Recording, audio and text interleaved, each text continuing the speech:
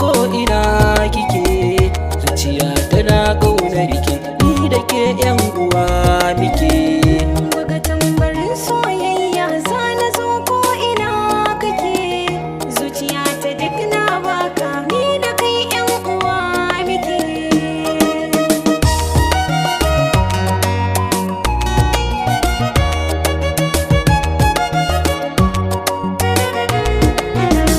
Ki buga tambarin soyayya, rawa na taka masoyiya, ke ce guda cikin 'yan mata wacce zan yi wa jiniya.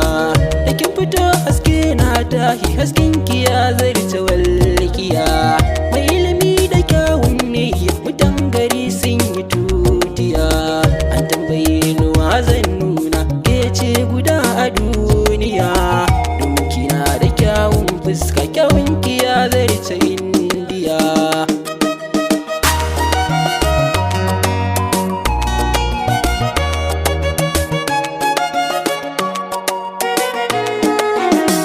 Amshi fure na so da ƙauna cikin zuci san ka ya daɗe.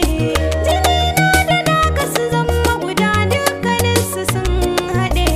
Amma ba kai a duniya ta bar mai soyayya na naɗe. Da ka kira ni zan amsa, har ma na zo mu dan daɗe. Ka iya zantukan soyayya, zaƙin su ya wuce maɗi. A zuciya ta ba ta mukarka, ka zamo min mahaɗi.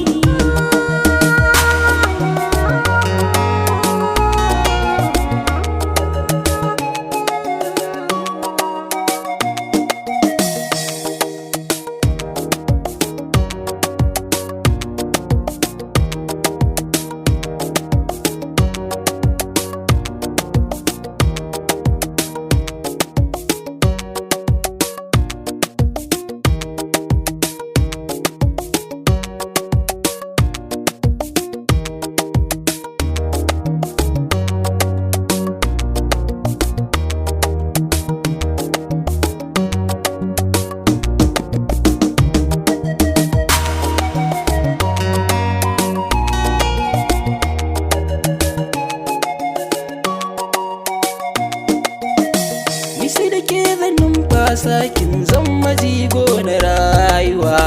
Akan ƙaunar ki ba na haufi, kin kawar min da damuwa. Ni ko hannu ki ba ni fulawa, ta so da ƙauna a inuwa. Na yi farin ciki na yi murna, godiya na yi mai yawa. Na san wadda ke so na dan Allah mai kore damuwa. Na baki dukkanin soyayya, ni zan kira ki 'yar uwa.